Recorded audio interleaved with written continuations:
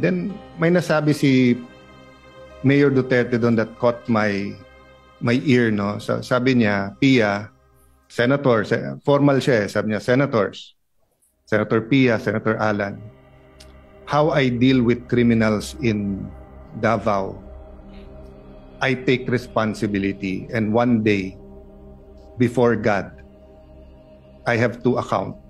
Not exact words, but basically ang sinasabi niya, nung na-elect siya, he has to take responsibility, and he knows there is an accounting. Few years later, September 29, 2015, hindi ko po makalimutan, lumipad po ako Davao. I asked him if he's running for president, and I asked him if I could join him. He took a piece of paper, he drew yung mga graduate ng PMA, police, and then pag nagiging colonel, nagiging militar, and then he started talking about corruption and how drugs corrupted the law enforcement, and then how it will spread sa judges, sa politicians, etc. No?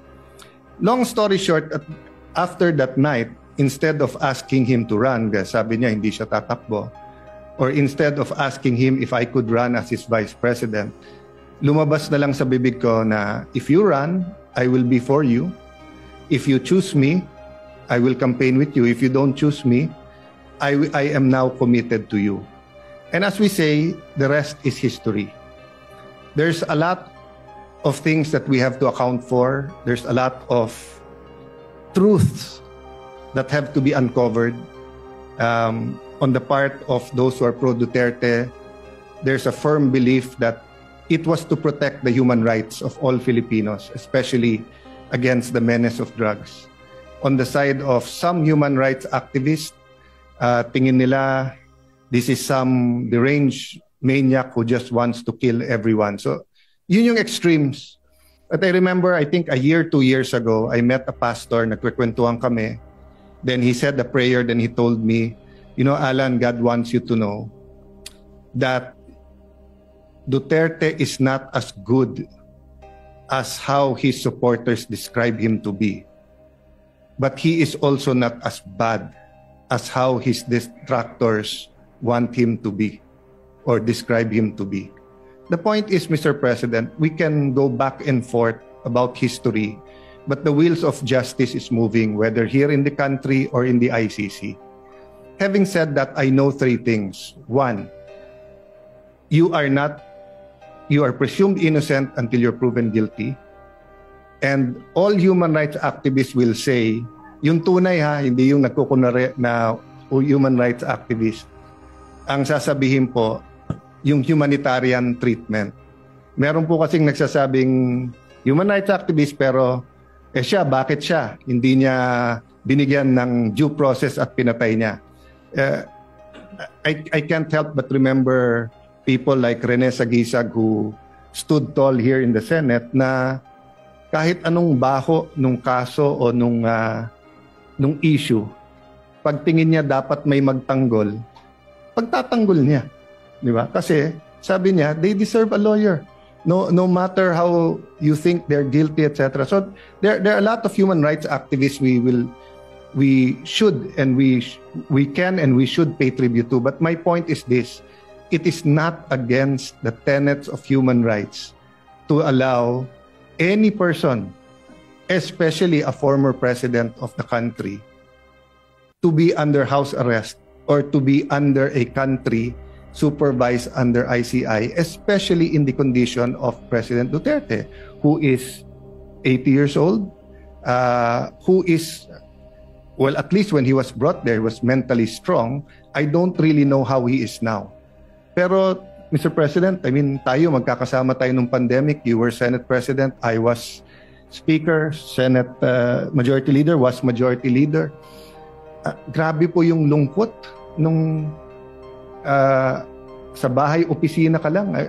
We were still holding office, pero can you imagine how President Duterte is coping now? So I'll oversimplify the resolution, and I know members of the Senate, especially the minority, will also speak. No, most of us here served with President Duterte, regardless whether we're always in agreement, disagreement with him. I wasn't always in agreement with him, no? But having said that, Mr. President, ang appeal lang po is humanitarian treatment, and ang appeal po is that we do it as a country. So first step ang Senate, but I'll use this podium to appeal to Malacanang. Might disagree very much with the Dutertes now, with all his children or most of his children, with some of his grandchildren, with people who claim to be Duterte diehard supporters. But again, balik tayo sa humanitarian. Pag tinakpan natin yung pangalan o yung mukha niya at ganun yung sitwasyon, tutulong ba tayo o hindi? Di ba? So, I was looking for something to read the other night.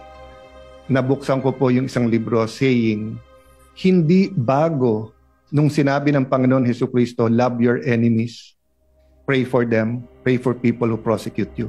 Sabi sa Leviticus pa lang, nandun na yon. So I guess part of our struggle as a people is, how to deal with each other when we disagree politically. And again, hindi ko po binababa yung temperature.